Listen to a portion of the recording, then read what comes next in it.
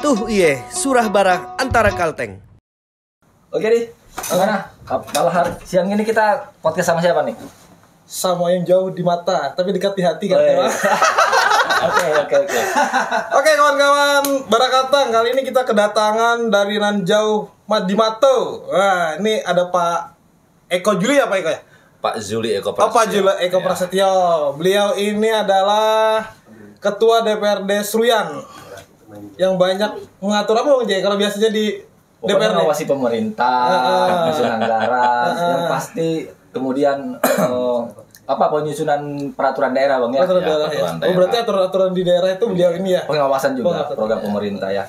Oke Bang, terima kasih banyak sudah meluangkan waktunya. Saya ini juga cukup jauh ya dari sini, dari Seruyan ke sini hampir kira-kira 7 jam. 2 jam. Dua kabupaten dilalui, Dua Bang. kabupaten dilalui. Dan ini cukup terima kasih banyak, kami sangat merasa terhormat bisa Bang terima bisa hadir di podcast kami Barakalteng ini. Oke Bang, kita mulai dari kenalan diri dulu deh Bang. Kita Oke, mau ingin tahu dulu silakan. seperti apa sih Abang lahirnya di mana, terus seperti apa perjalanan hidup Abang sampai menjadi anggota DPRD, sebagai ketua DPRD. Seruyan. Seruyan. Seruyan. Tapi bocoran sedikit Bang Jay. Jadi beliau ini wartawan juga nih Bang. Nah, ini. Nah, ini buka kartu Akhirnya nih. bukan buka kartu Bang, harus diceritakan biar jadi motivasi teman-teman kita yang Oke. jurnalis ya. Iya, benar, Jadi benar. biar tahu. Silakan monggo Abang. Ya, terima kasih. Selamat siang ya. Terima kasih Mas Adi, Mas Jaya ya. Untuk perkenalan ya.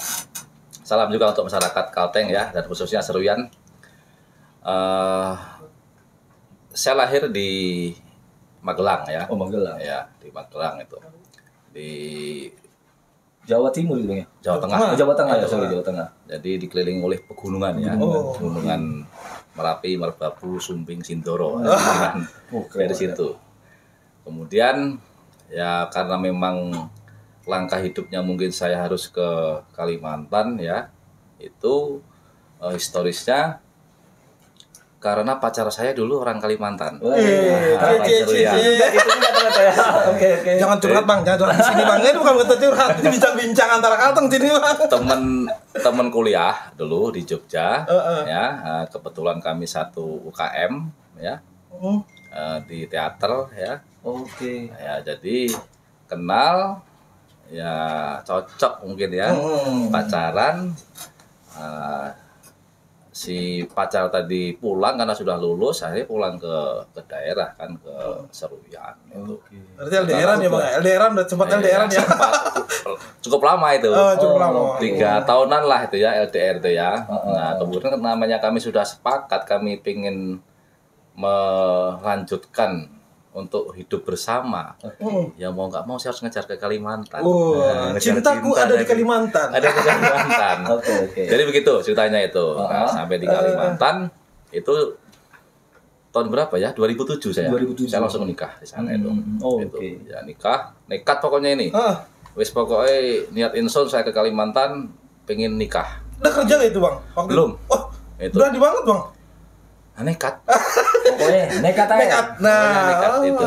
Nekat dan tentunya nekat punya tujuan kan Ya. itu. Intinya ya saat itu anggaplah saya merantau ke Kalimantan tapi minimal ada tempat ya kan itu. Ya tempatnya ya istri tadi kan begitu. Ya kan. Numpang rumah pondok mertua lah dulu Iya, ya. itu seperti itu. Nikah. Nah, setelah itu ya nganggur, kerja serabutan ya. Saya suka cocok tanam. Oke, bertani ya. Ya bertani. Jadi saat itu saya memanfaatkan lahan punya saudara ya. Saya tanami singkong, tanami bawang. Sempat saya dicoba bawang ya, bawang merah itu. Saya coba itu dan kurang maksimal juga. Nah ini untuk tujuannya untuk apa? Karena saya belum kerja, ya untuk minimal untuk bentuk tanggung jawab kepada keluarga untuk menyambung Hidup lah ya. Nah seperti itu. Nah terus kemudian, nah tadi yang Mas Arita sampaikan tadi dulu di media juga, wartawan juga itu memang benar. Nah, jadi saat itu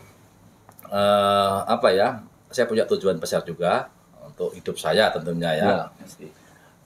Kemudian ya ini harus ada strategi gitu untuk menuju ke sana. Strategi yang paling efektif saat itu adalah Media. Itu menurut saya saat itu kan. Iya benar. Nah, saat itu kebetulan istri saya itu bekerja di kedinasan ya, di Dukcapil. Saya tanya, coba nanti kalau ada koran, dulu kan belum media online ya, jadi masih koran. Masih Media cetak lah ya. Media cetak. Oke. Nah, udah nanti bawa aja koran. Biasanya kan ada lowongan pekerjaan gitu kan. Loker cari loker ya. Sambil nyambi Nah, jadi ketika pulang kerja, bawa saya baca-baca, oh ada lowongan pekerjaan ini, langsung saya kontak. Di situ kan ada kontak personnya. Disitulah saya melamar di salah satu media yang ada di Kalimantan Tengah. Itu ceritanya. Jadi mulai 2010 ya kalau nggak salah itu. Itu aktif banget di media. Itu. Bang, abang kan lahir di Pulau Jawa, yang tentu lebih maju dari Kalimantan Tengah. Bagaimana perasaan abang itu? Apalagi keseruan ya, mohon maaf sekali. Kalau dibandingkan Palangkaraya, masih ramaian Palangkaraya. Dibandingkan Magelang dengan Palangkaraya, pasti masih ramaian Magelang gitu loh. Nah ini kan sudah keseruan. Ini gimana perasaan abang pertama? Perasaan pertama ya. Nah ini bagus sekali, ini kayak paranormal nih. Perasaan saya dulu pertama. Jadi saya pertama kali ke keseruan ya itu sore ya kan, naik travel kan. Jadi sore perjalanan saat itu jalan belum bagus ya, belum seperti sekarang ini mulus aspal lah ya, masih tanah dan berlumpur ya kan, lubang-lubang. Itu terima kasih Pak Gubernur ya, membangun jalan Kuala Pembuang sampai Kuala Pembuang ya. Dulu masih rusak sekali. Dan sudah sore ya itu. Namanya sore ini kan kadang-kadang kita kan cemas gitu ya. Iya, benar. Saya ngelihat kanan kiri, rumah kok jauh-jauh kan gitu. Nah, ini nanti belum sampai kan, dari sampai ke Kuala Pembuang ini kan jauh sekali. Iya, benar. Ini saat itu perlu waktu berapa jam? Lebih dari 4 jam deh itu. Iya. Sampai udah agak rame ya. Yang saya tuju ini Kuala Pembuang katanya itu. Nah, sebelum baru keluar sampai tadi udah sepi. Benar. Apalagi nanti di sana.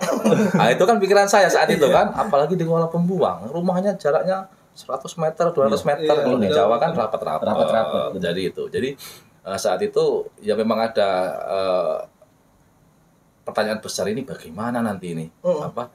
Hidup apa enggak ya lah? Bisa hidup atau enggak gitu. Tapi ya intinya kita percaya sama Tuhan, sama Allah SWT ya. Terkait dengan apapun, dengan hidup kita, yang penting kita punya rencana, kita jalani. Itu memang ada kecemasan saat itu ya. Bisa nggak saya hidup di Kalimantan saat itu? Gitu. Tapi ya intinya pada akhirnya begitu sudah tahu ya, kita membumi di situ, ya sudah. Pada akhirnya juga bisa. Sulit nggak hidup di Seruyan, Bang? Pengalaman abang dari 2007 sampai sekarang, apakah susulit orang bayangkan? Kadang saya juga agak takut juga sih hidup di Seruyan yang sepi, yang sekarang sudah ramai kalau itu. Sekarang sudah ramai itu. Jadi enggak juga, karena gini, sana juga masyarakatnya juga welcome. Sangat terbuka ya. Sangat plural sekali ya, dari masyarakat yang asli situ, pendatang juga banyak itu. Termasuk saya lihat Seruyan itu termasuk orang yang masyarakatnya yang welcome sekali. Itu ya intinya ya, dimanapun kita berada ya, ketika kita bisa bersinergi, bersilaturahmi ya, membaur, udah saya pikir juga akan terima oleh pihak manapun. Terus abang kan 2007-2010 wartawan, kemudian tahun berapa bang jadi ketua dewan, Bang? Baru tahun kemarin 2019 ya. Berarti ada 9 tahun ya jenjang waktu kosongnya itu ya. Iya. Persiapan apa memang abang persiapkan memang jadi anggota dewan atau seperti apa nih setelah jadi wartawan ini? Jadi gini, saat itu untuk rencana spesifik ke sini juga belum ya. Ini karena memang mungkin dampak ya tadi.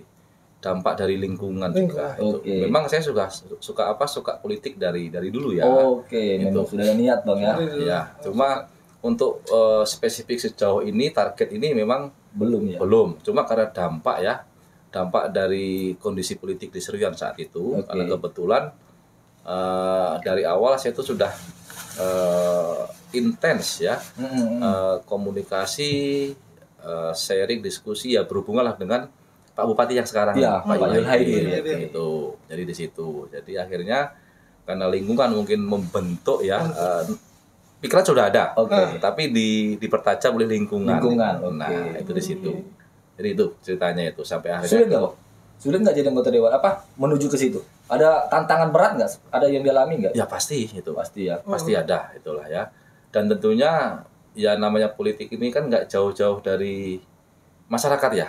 Oke. Karena kalau kita bicara politik tentunya kita bicara konstituen. Iya, Ya kan oke. bagaimana kita bisa membangun komunikasi dengan masyarakat, ya udah itu aja. Dan kembali lagi ya tergantung dari niat kita mau seperti apa sih kalau kita berpolitik itu. Ya gimana nggak mudah bang? Ah, 9 berapa gunung tadi bang? 7 gunung ya? 7 gunung dikelilingi bang. 7 Ya, itu. diarungi. Di lahir ya. Wah Kalimantan nah hutan aja kan.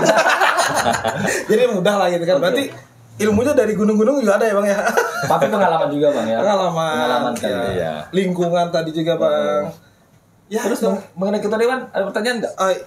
iya bang nih bang. Untuk produk-produk hukum daerah di sana sendiri sudah berapa yang abang telurkan? Maksudnya tadi buat sana bang? Ya. Banyak sekali tentunya ya ketika masa periode 5 tahun DPR ya tentunya banyak sekali produk-produk hukum daerah itu yang ditelurkan ya atau dikeluarkan dibuat lah dan banyak sekali perda mungkin perda yang instruksi dari pemerintah pusat juga ada karena itu mandatori jadi harus kami lakukan. Nah untuk periode saya ini juga ada beberapa perda inisiatif dari DPR ya, yang kami dirumuskan sendiri ya oleh DPR. Kami buat itu. Yang pertama terkait dengan perda kepramukaan. Kepramukaan. Ya, karena saya pengennya juga ya pramuka ini karena salah satu organisasi yang memang luar biasa terkait dengan pendidikan karakter ya. Nah, saya pengen ke depan Seruyan itu juga menerapkan kurikulum ya atau ekstra kurikuler terkait dengan kepramukaan. Oh, jadi nanti tuh maunya Abang sebagai ketua dewan itu sekolah-sekolah di sana harus mempunyai ekstrakurikuler khusus untuk pramuka. Wajib itu ya. Ya. Oh, itu tujuan perda itu. Iya, itu. Karena itu juga diatur di Permendikbud ya saya nggak tahu kurang ingat nomor berapa itu. Jelas bahwa untuk kurikulum kepramukaan itu pada dasarnya wajib gitu. Itu di situ. Dan ini sudah kami bahas sudah selesai ya, tinggal fasilitasi, evaluasi. Itu kami ada kerjasama juga dengan Kumham wilayah Kalteng ya. Biasanya mereka akan fasilitasi untuk melakukan evaluasi. Setelah itu baru akan kami sahkan dan insya Allah mungkin bisa perda itu bisa selesai tahun ini. Tahun 2023 ini ya. Yang pertama. Yang kedua perda yang sudah kami buat yaitu untuk inisiatif yaitu perda haji. Pelaksanaan ibadah haji. Ibadah haji. Ya, itu. Ini kita bukan bicara kuota ya, tapi bicara kontribusi Pemda terkait dengan para jemaah haji yang mungkin terkait dengan transportasi, akomodasi dari mulai Kuala Pembuang atau Seruyan sampai embarkasi. Jadi itu kadang-kadang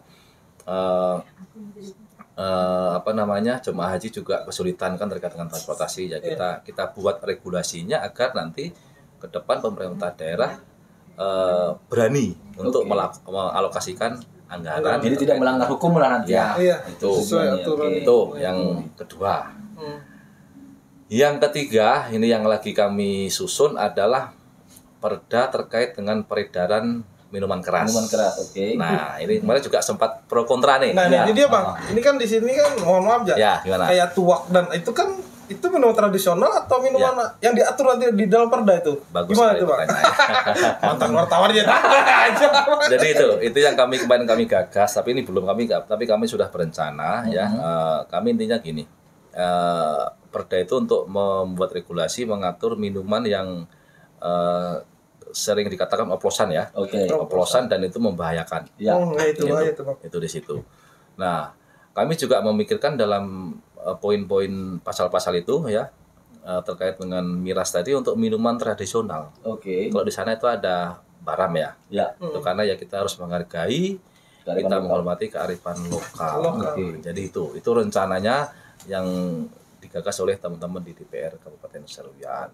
Berarti nanti diatur juga itu Bang ya? Diatur juga Tapi kalau tingkat ininya gimana terus Bang? Juga diatur ya? Apa Bang? Dampaknya ya.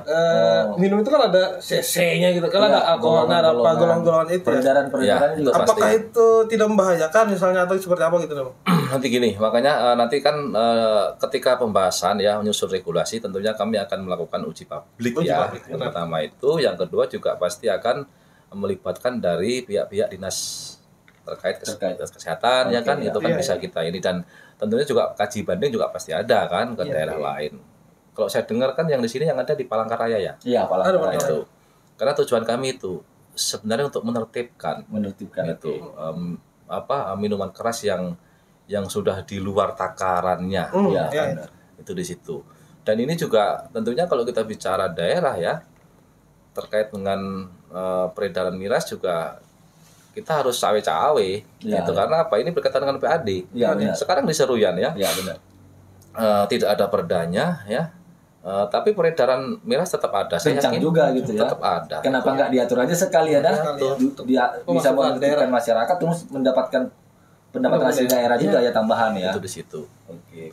Jadi itu mungkin yang 3 hal yang jadi perhatian DPRD saat ini Bang ya.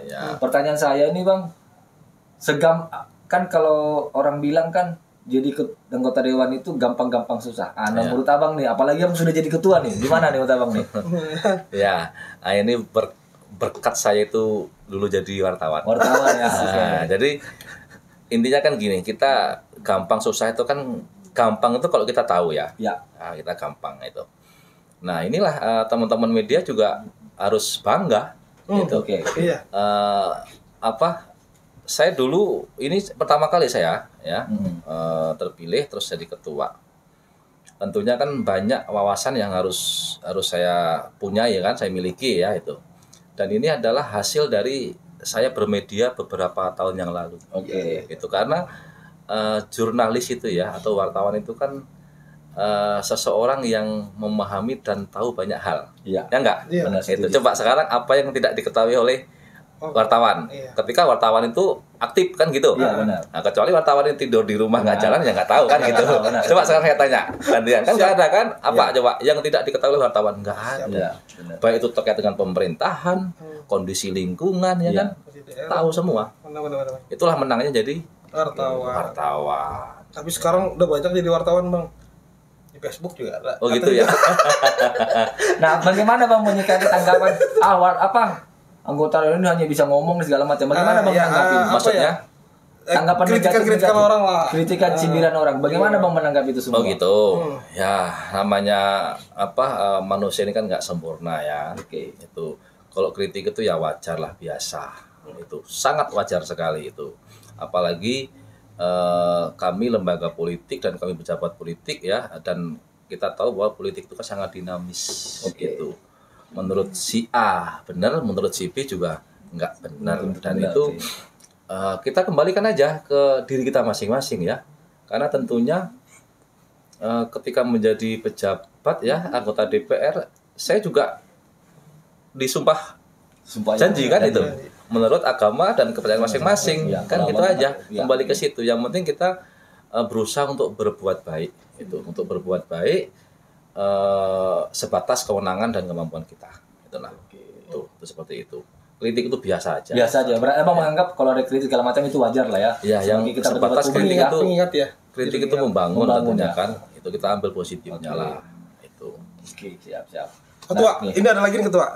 Terkait gimana dengan dampak ini ya DPRD dan kolaborasi dengan PMK Seruyan, kan Pak Bupati saat ini sakit ya. Oh ya. Nah, itu gimana jalannya roda pemerintahan di sana? Dan kemudian satu lagi nih yang jadi pertanyaan banyak orang. Apa itu? Sudahkah menyiapkan nama PJ? Oh. Kalau berakhir nih kan. Nah, ini bahaya nih.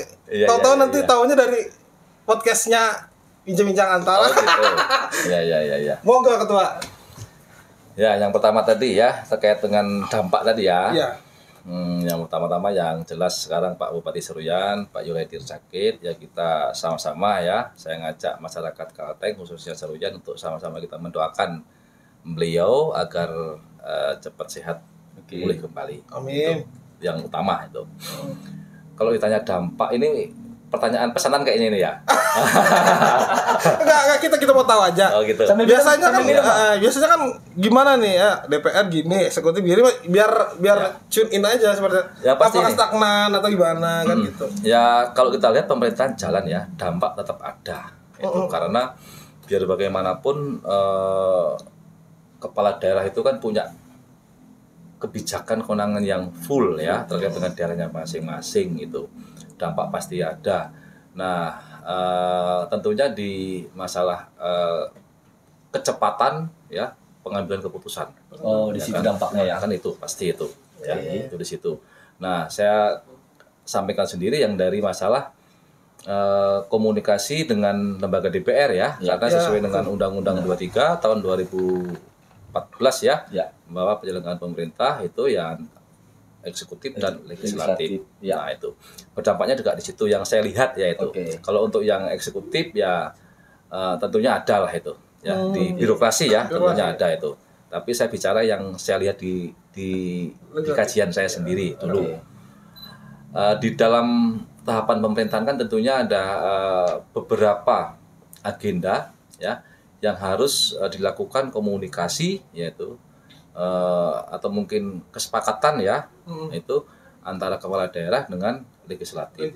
Nah ini yang dampaknya sangat terasa. Termasuk kemarin mungkin saya sampaikan di sini penyampaian LKPJ itu juga terkendala ya kan. Kan tahu semua di media sudah diberitakan di mana-mana ya kan. Nah, ini jadi di situ dampaknya itu tahapan-tahapan pemerintahan juga tidak bisa berjalan dengan maksimal lah itu. Memanas nggak situasi politik di sana? Ya kalau dikatakan memanas ya memanas itu. Kalau enggak ya enggak. Cuma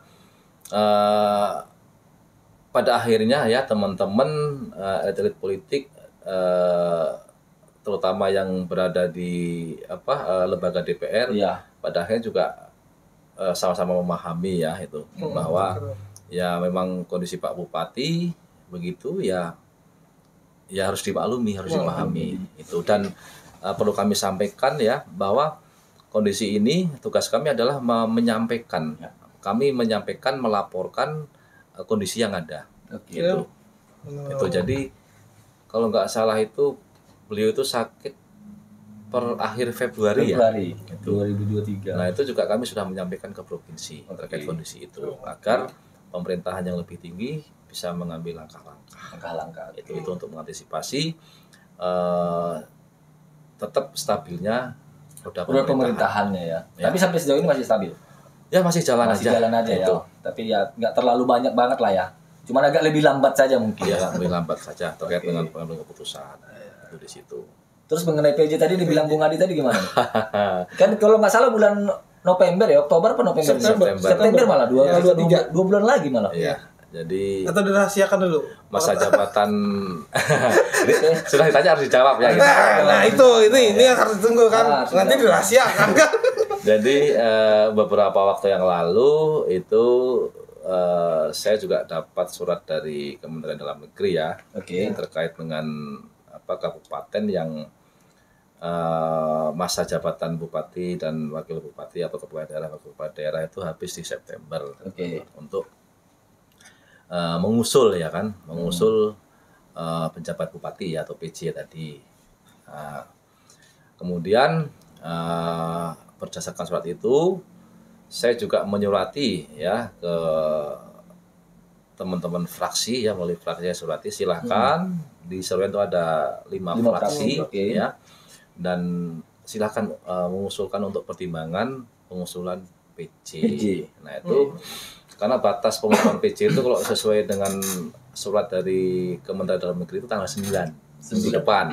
Oh, 9 Agustus. Agustus kalau nggak salah itu. Ya, Itu Agustus. Nah makanya kemarin saya menyurati teman-teman fraksi itu untuk segera mengusulkan ya untuk jadi bahan pertimbangan itu tanggal 3.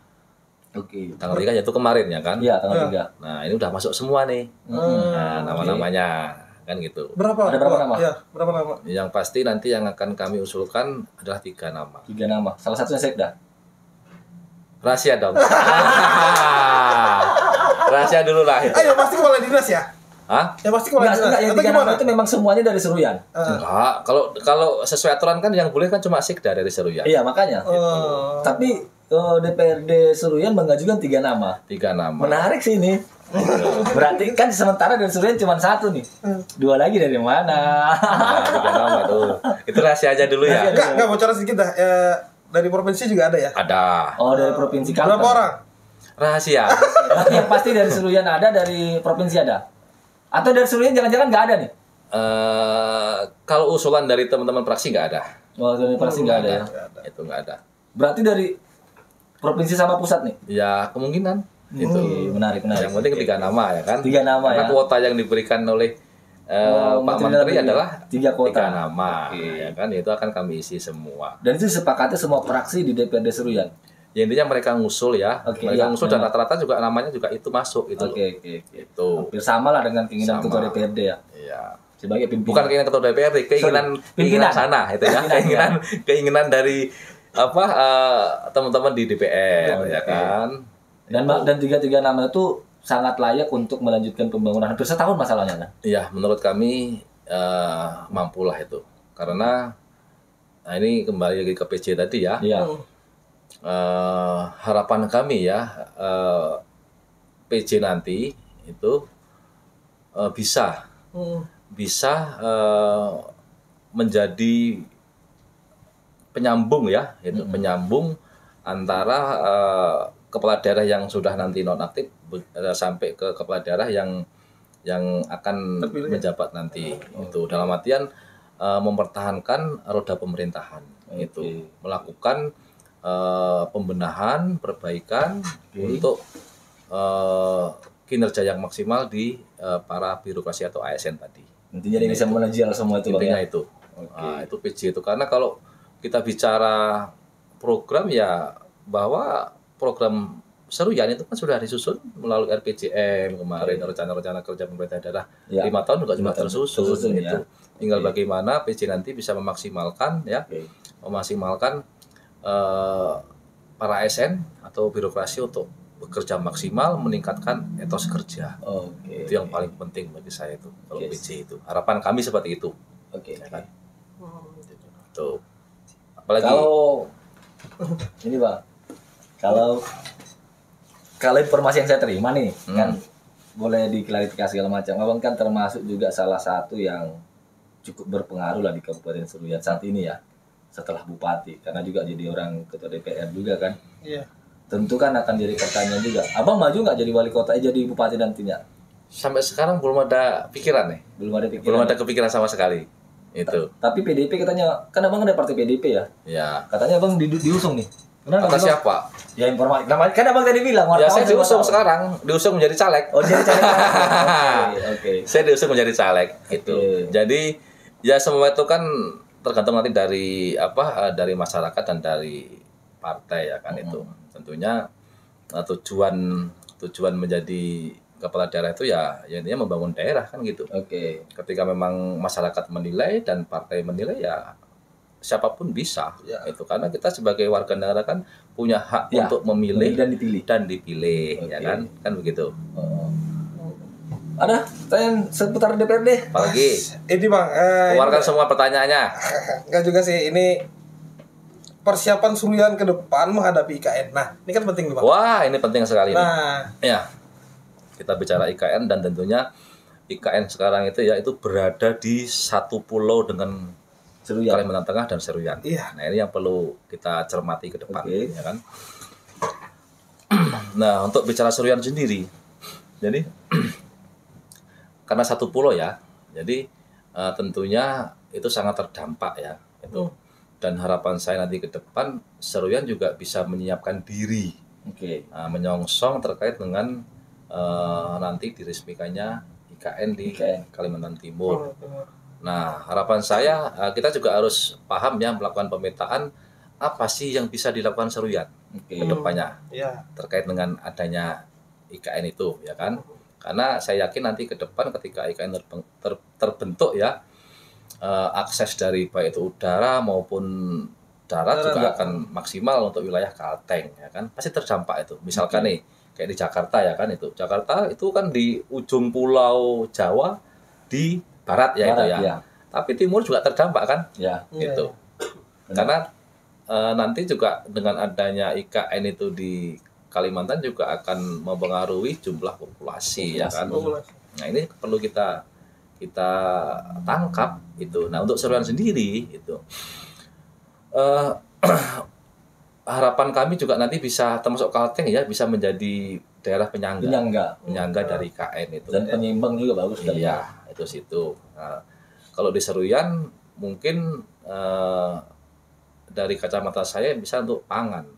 Seruyan Untuk ya? penyangga pangannya bisa. Apa aja bang pangan Ya, dari komoditasnya? sekarang kan luar biasa ya. Dari beras itu, Oke. padi itu lahan pertanian nasional luar biasa. Oke. Itu. Kemudian kelapa, ya kan? Itu di situ. Itu yang berkaitan dengan masyarakat ya. Kemudian dari sektor perikanan juga bisa dikembangkan. Itu. Jadi di situ. Jadi saya punya gambaran gini. Nanti di KN kan akan banyak sekali ya penduduk di sana Iya. itu. Iya. Kebutuhan Mereka makannya pasti perlu tinggi. makan itu. Jadi kecepatan mungkin makan ngambil dari Kalteng atau dari Sumatera, dari Jawa kan lebih cepat dari Lebih sini. juga, ya. Cepat ya. Dan lebih Ini- murah pastinya kan. Lebih murah. Ini yang harus kita sikapi, kita siapkan untuk menyongsong IKN tadi untuk Seruyan. Oh, iya. Itu seperti itu. Apa saja yang sudah disiapkan sejauh ini? Abang melihatnya. Ya untuk sekarang kan ya kemarin untuk di sektor pertanian ya Oke. tentunya. Ini kan kemarin banyak sekali program yang mengarah ke sana ya terkait dengan pemetaan wilayah terus pembenahan infrastruktur di bidang pertanian itu di situ. Itu Mas Adi kalau untuk kita bicara IKN khususnya Seruyan yang kemudian yang bisa juga dikerjakan Seruyan adalah konsep wisata. Oke. Ya, wisata juga banyak di Seruyan punya destinasi wisata yang macam-macam ya. Misalkan nih bisa dikembangkan itu Seruyan punya pantai, Oke, ya ya. kan?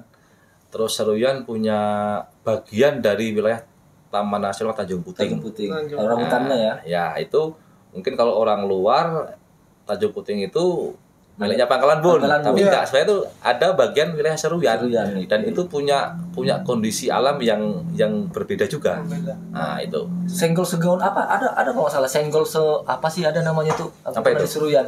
Pantai. Senggol apa sih? pantai Singgol, nggak tahu pantai apa, banyak sekali karena Iya. memang garis pantai kita cukup panjang. Iya benar. Itu untuk Seruyan itu, dan itu ada di dua wilayah ya, wilayah yang berdekatan dengan Kotim ya, dari mulai ujung Pandaran itu, sama wilayah yang mulai berdekatan dengan Taman Nasional itu wilayah berdekatan dengan Pangkalan Bun. Oh, jadi dari sisi pertaniannya oke, sisi Iya. pariwisatanya juga oke Seruyan. Harus dikembangkan Harus itu. dikembangkan. Punya potensi lah. Iya punya potensi di Nah, situ. Tinggal tergantung bagaimana nanti. berkelanjutan di Iya. itu kan. Pemerintah daerah menyongsong ke sana. Terus kemudian juga Seruyan punya danau yang paling besar kalau nggak salah itu di Kalimantan. Oke. Danau Sembuluh. Oh iya Danau Sembulu benar. Itu danau paling besar loh itu. Iya. Benar, Itu juga perlu dikembangkan untuk destinasi wisata ke depan. Berarti nanti kalau Abang jadi bupati itu fokus Abang ya. Amin. Amin doang. Oke, untuk SDM-nya Bang. Gimana? Untuk SDM menghadapi IKN gimana Seruyan? Ya gini ya. Kalau kita bicara SDM ya, ini juga nanti berkaitan dengan PJ tadi ya. Oke. Itu karena tentunya motor penggeraknya adalah di Eksekutif. birokrasi Iya, ya, eksekutif. itu. Jadi harapan saya gini, tahun depan itu ketika PJ itu bisa melakukan atau menginventarisir ya masalah-masalah atau kebutuhan-kebutuhan yang ada di Seruyan. Oke. Itu. Karena apa? Kalau kita bicara APBD untuk membangun Seruyan itu sekarang ini kondisinya cukup kewalahan. Gitu. Karena APBD kita kan di kisaran 1,2 saja triliun itu. Iya, benar. Dan itu juga banyak untuk gaji-gaji Gaji dan operasional pegawai ya. kantor ya. Itu di situ. Nah, tentunya harapan saya nanti PJ orang ini yang memang benar-benar paham tentang birokrasi, yang kedua punya akses komunikasi dengan pemerintah pusat yang oke, Oke. gitu. Oke. Dalam artian tahun Oke, depan oke, oke. susun dalam artian data dokumen pendukung. Nah, Oke. kita harus kreatif nanti mencari bantuan atau Oke. anggaran dari Jakarta. Jakarta ya. Nah, tentunya ini kan harus diiringi dengan kesiapan data pendukung, Oh, iya, gitu iya. loh. Jadi itu harapan saya gitu. Artinya PJ nanti pintar-pintar membawa proyek-proyek yang di pusat sini gitu ya. Ya. Program lah yang Program ya. programnya. Itulah Itu mungkin saya tuh, gitu. mungkin itu pertimbangan dari DPRD lebih memilih di luar seruyan ya Iya. untuk PJ-nya ya. Itu akses komunikasi Akses lah. komunikasinya kan yang kita pentingkan ya. Oke, menarik juga. Mantap. Bagus. Jadi begitu. Keren-keren. Ada lagi? Tapi yang jelas kalau kami ke sana kita diajak dong ke pantai-pantai. Oh boleh. Ada Suka bagus. mancing nggak? Iya. Berani mancing ke laut nggak? Ah, nggak berani bang. Nggak berani. Mabuk mabuk. Kalau berani nanti saya ajak mancing ke laut. Nah, Bang J, mancing laut. Aduh. Sama Oke, laut takut ada lagi sama seputar laut. DPRD nih. Apalagi? Seputar DPRD. Masih ada nggak? Ada Kalau- dong. Ini soalnya ada Banyak. pertanyaan-pertanyaan titipan nih. Jadi kita baca aja nih. Ya baca aja. Nomor Oh, iya, tiga nih, iya. nomor tiga. Informasinya seruyan ini ada nota kesepahaman dengan aparat penegak hukum. Ini maksudnya gimana sih? Oh gitu. Boleh di itu Iya. enggak? Jadi sudah beberapa tahun ini Heeh. kami ada MOU ya dengan Oke. pihak kejaksaan ya terkait dengan pendampingan berkaitan dengan kajian hukum ya. Oke. Itu karena saya sendiri dan saya paham juga bahwa kebanyakan ini ya pejabat politik ini adalah pejabat yang kurang paham tentang Aturan. aturan regulasi itu. Ya. Itu seperti itu. Karena memang basicnya banyak bukan dari sana ya kan. Benar. Bukan dari akademisi ya. Itu. Jadi dari beberapa tahun ini kami juga ada MOU Oke. dengan pihak kejaksaan setempat. Nah, ini untuk tahun ini kemarin juga sudah saya sampaikan di rapat-rapat bahwa ini lebih spesifik lagi nih Mhm. terkait dengan MOU tadi. Iya. Itu bahwa untuk pembahasan terkait dengan program kerja atau APBD itu kami melibatkan dari Kejaksaan. pihak kejaksaan. Oke. Itu kemarin sudah ada MOU dan saya juga sudah menyurati ya kan, untuk ke depan mereka melakukan pendampingan dari kajian hukumnya lah itu karena Oke. Oh, oke, tentunya oke. saat Oke. pembahasan ini kan sangat dinamis sekali ya. Iya, benar, itu. benar. Nah, tentunya yang menengahi, yang menyelesaikan adalah aturan ya Oke, kan. iya benar. Itu ketika apa terjadi mungkin diskursus yang luar biasa ya, ada argumentasi, ya sudah kita kembalikan ke aturan. Oke. Nah, jadi ketika ada pendamping kan kita gampang. Iya, Iya. benar. Nah, ini juga untuk mempengaruhi ketepatan ya waktu, kita efisien waktu saat pembahasan anggaran itu. Oh, Jadi gitu. nggak harus hari ini nggak selesai mungkin ya, atau udah besok lagi atau kan nanti kan juga mempengaruhi ketetapan dari tahapan APBD. Jadi sebenarnya Bang juga mencegah terjadinya pelanggaran kemudian terjadi tindak korupsi juga Bang ya. Iya, intinya Aturan gitu. itu juga ya. Untuk kita lebih transparan ya, Ya. karena gini, kadang-kadang saat pembahasan APBD itu ya, karena acuan kami adalah Permendagri ya, biasanya Ya, itu ada, sudah Permendagri. tiap tahun itu ada untuk melakukan pembahasan APBD APBD. itu, sudah sepakat nanti bisa bergeser, Oke. itu. Jadi ketika mulai dari komisi dengan mitra kerja, yaitu SOPD sudah terjadi kesepakatan, di Bangkar sudah kesepakatan, paripurna tok, nah Oke. nanti bisa bergeser lagi. Nah, Oke. ketika ada pendampingan ya, nah itu harapan kami agar untuk menghindari itu. Oke, Gitu. oke. Itulah tujuan kenapa ada nota kesepahaman ya, Iya. atau MOU orang biasa bilang kan. Ya. Dengan kejaksaan, kepolisian juga. Kejaksaan. Kejaksaannya itu. Ya. Jadi sifatnya pendampingan kemudian memberikan masukan dalam Ya, itu. khususnya pembahasan APBD biasanya ya. Untuk Karena di situ kajian paling rawan ya. Ya, itu Oke. di situ. Seputar DPRD ada lagi nggak? Ah, ini Apalagi pesanannya pemilu nih bang. apa itu pemilu itu? Ini ya bang, apa namanya, kan sekarang masyarakat kita ini sering berbenturan kadang dengan Oke, hukum. ya. Jadi di politik di pemilu nanti agar masyarakat kita tidak, yang sebenarnya pesta demokrasi itu jadi apa bagi masyarakat kan untuk Ya. memilih pemimpin, ini malah berurusan dengan hukum bang. Jadi bijak bermedia sosial lah bahasanya. Ya. Nah itu seperti apa pandangan abang agar masyarakat Seruyan tidak terlibat dari media apa maksudnya media sosial. Media sosial. Nah, bijak bermedia sosial lah pada intinya gitu. Ya, terima kasih ini pertanyaannya. Ini juga bagus karena ini sudah bulan-bulan untuk tahapan Tahun politik, pemilu tahun ya. politik. Baik itu pemilu presiden maupun legislatif gitu. Dan harapan saya juga kepada masyarakat Seruyan ya, kita harus bijak untuk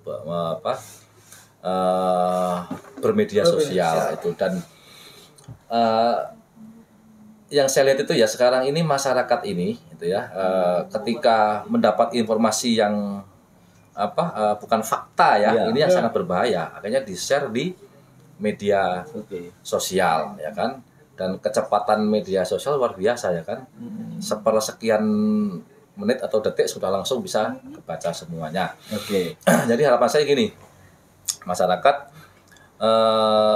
untuk akses informasi gitu ya, itu silahkan untuk mengetahui dari informasi yang berbadan hukum, ya kan? Oke. Tentunya adalah media, Media ya. media yang resmi. konvensional gitulah ya. Meskipun media online ya, Ya. atau mungkin di YouTube ya, ya, oke. tapi harus resmi, kan udah jelas nih. Iya benar. Media-media resmi ini kan udah tahu lah Oke. ya, mungkin Antara ya kan, ya kalau saya yakin kalau berita itu muncul dari Antara itu saya yakin bukan hoax itu. Iya. Jadi di situ. Terima kasih. Nah, jadi harapan saya gitu. Ya ya. Jadi jangan sembarang lah ya Jangan memahami. sembarangan memahami itu, Oke. atau mengambil lah, menyerap Iya. informasi dari berita-berita yang di luar dari media yang berbadan hukum. Di Surian banyak juga Bang ya, isu-isu hoax segala macam. Ya isu- pasti itu. Banyak ya kan? juga ya. Karena kan dari mereka tuh sering nonton YouTube ya. YouTube, ya. Sekarang Oke, ini TikTok. siapapun kan bisa bikin YouTube, ya kan? Oke. Tapi di YouTube itu kan kita bisa lihat dari sumbernya dari mana, kan gitu. Mungkin dari Antara, dari Iya. Metro TV nasional ya Nasional, kan. Nah, ini kan ketahuan di situ. Oke. Yang jelas bisa dipertanggungjawabkan kebenarannya. Oke. Nah, disitulah baru kajian-kajian. Nah, akhirnya ketika mereka itu mau menyalurkan itu melalui medsos pribadinya kan nggak salah. Iya. Oke. Nah, itu di situ. Mereka tuh kadang-kadang kejebak karena juga saya tuh juga sering ditanya oleh masyarakat, Pak Ketua, ini ada informasi begini-gini. Sampai dapat dari mana itu? Iya. Dari YouTube ya kan itu. Nah, di YouTube yang mana? Nah, udah ini nggak bener nih ya kan itu. Nah, nggak jelas. Nah, akhirnya kadang-kadang mereka langsung dengan informasi itu dituangkan di Facebook kah, Facebooknya, atau iya. di IG-nya Iya, kah? benar. Nah, itu juga nggak baik. Itu intinya itu pesan saya Oke. kepada masyarakat khususnya di Kabupaten Kabupaten Seruyan, dan menghadapi pemilu ini yang tidak kalah penting adalah tetap kita menjaga silaturahmi. Oke, ya. Yang kedua tetap menjaga keutuhan NKRI. NKRI, itu yang paling utama. Nah, ini Pak Ketua Forkopimda Surian ini harus antisipasi terkait hal ini juga. Biasanya ketika ya, Ini gimana sih? Oh, ya. ya ketika apa namanya calon presiden itu sudah ditetapkan, baik itu 2 atau 3, ini kan isu-isu dari luar itu masuk ke Kalteng, Ya. baik ke Kabupaten Surian. Ini kan kita beda pilihan, ini bisa kelahi di Ketua. Nah ini nih hal-hal seperti ini gimana menyikapinya Forkopimda di sana nantinya? Ya, jangankan masyarakat Masyarakat kadang-kadang keluarga aja beda pilihan ada ya kan. Satu ranjang aja beda lah. Aja bisa beda pilihan ada. Ada, walaupun nggak semua. Iya. Intinya itu. Oke. Intinya dari Forkopimda ya, pemangku-pemangku kebijakan di daerah harus memberikan pemahaman kepada masyarakat terkait dengan pentingnya menjaga komunikasi, menjaga silaturahmi ya kepada masyarakat itu di wilayah masing-masing. Itu yang paling penting itu, karena kita yakini bahwa kayak di Kalteng, di Seruyan juga pasti pilihan pasti ada yang beda gitu loh. Oke. Jadi seperti itu. Nah, kalau masalah kampanye nanti ya itu kan urusan tim kampanye. Tim kampanye, ya. Urusan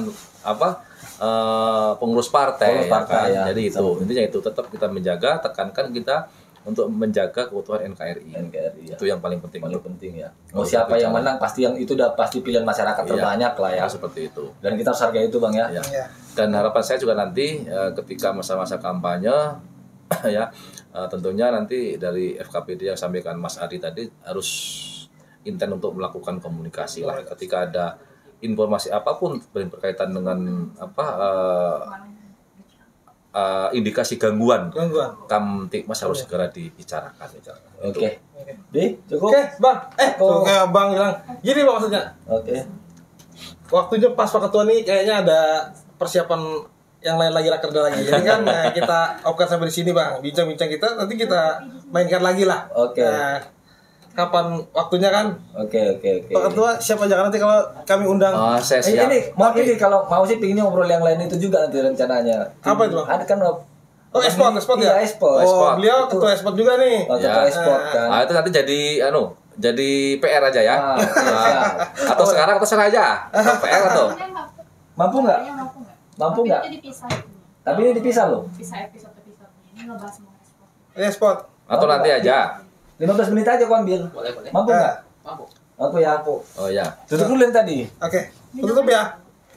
Oke, itu dulu tentang profil ketua DPRD, profil Bang Yuli Eko, terus itu dan kinerja sebagai ketua DPRD ya. Iya. Oke, silakan Bang Adik.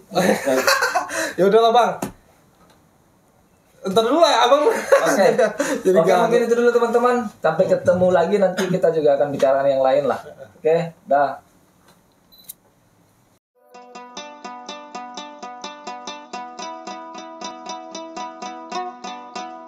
Tuh iye, surah barah antara Kalteng.